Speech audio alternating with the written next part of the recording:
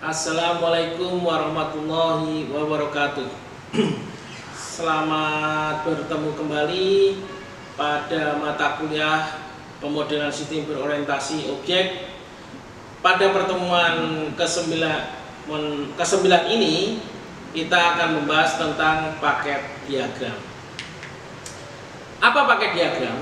Paket diagram atau diagram paket itu adalah sekelompok elemen-elemen model. Sebuah paket dapat berisi elemen-elemen model yang berlainan, termasuk paket-paket untuk menciptakan atau menggambarkan sifat hierarki. Sebuah paket diberi nama yang menggambarkan isinya.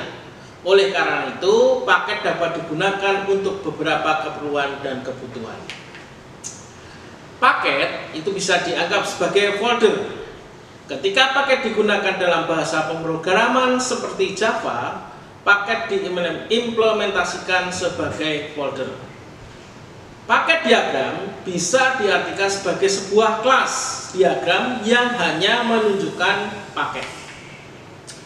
Elemen-elemen paket diagram. Elemen paket diagram diantaranya adalah paket sendiri, yaitu digunakan untuk menyederhanakan diagram UML dengan mengelompokkan elemen terkait menjadi satu elemen tingkat yang lebih tinggi. Jadi paket itu digunakan untuk menyederhanakan diagram UML dengan mengelompokkan elemen terkait menjadi satu elemen tingkat yang lebih tinggi.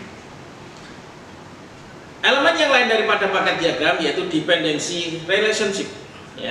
Jadi mewakili ketergantungan antara paket. Jika paket diubah, paket independen juga bisa dimodifikasi. Memiliki panah yang diambil dari paket tergantung pada paket yang bergantung padanya. Jadi simbolnya dependensi itu anak panah garisnya putus-putus, Dependensi sendiri artinya ketergantungan.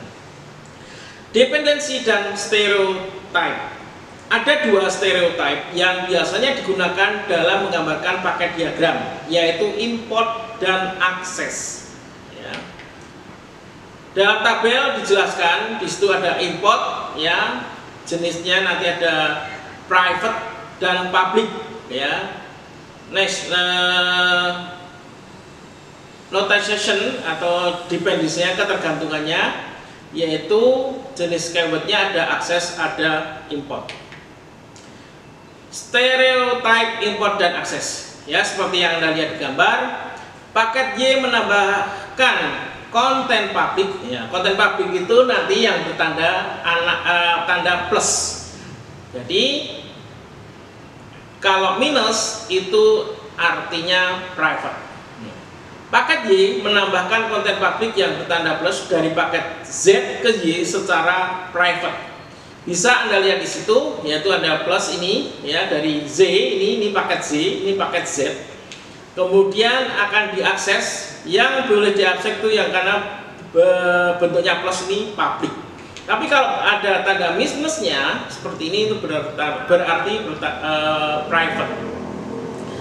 Kemudian paket Z, paket Z menambahkan konten, Jadi ini paket Z menambahkan konten publik yang bertanda plus, dari paket X ke Z, seperti yang Anda lihat ini. Ini paket X, ini paket Z-nya, Terus seperti itu untuk bentuk stereotype import dan akses.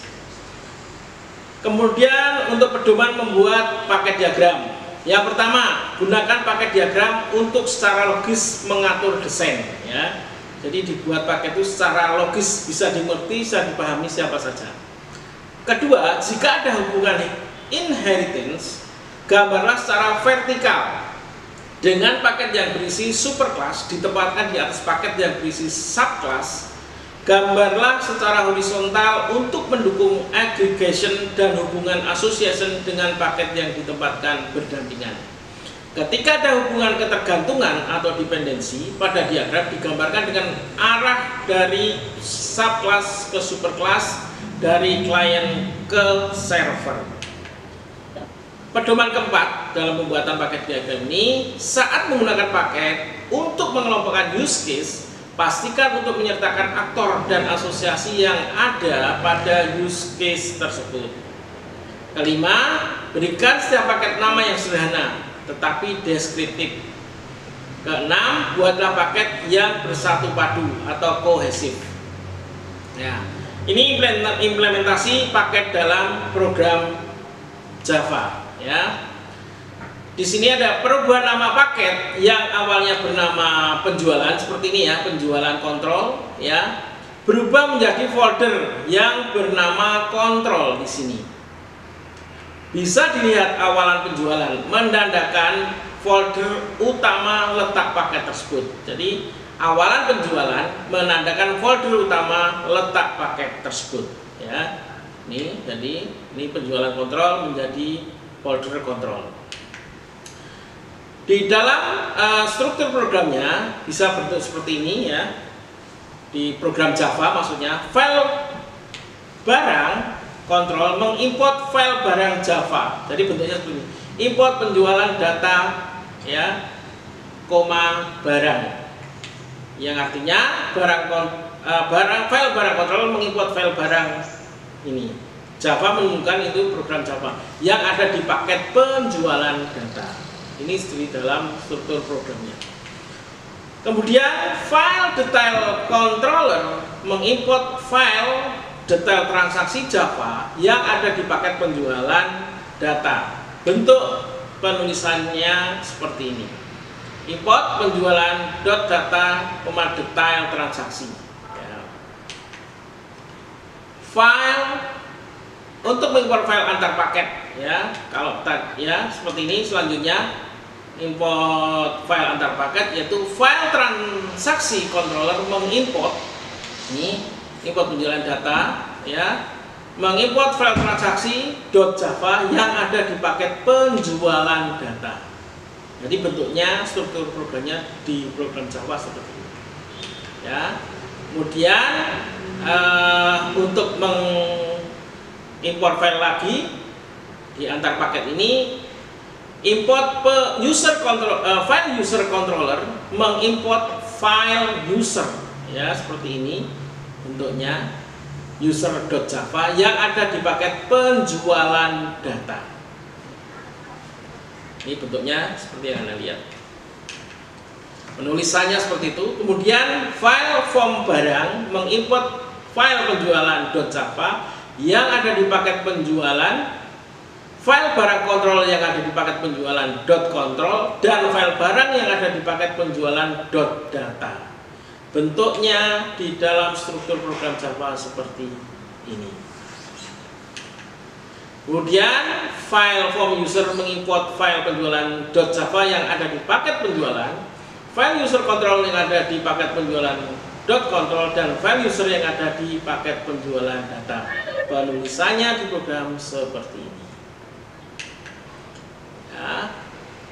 Ini kemudian yang tadi yang untuk penjualan ini seperti ini contohnya ya, untuk file antar paketnya.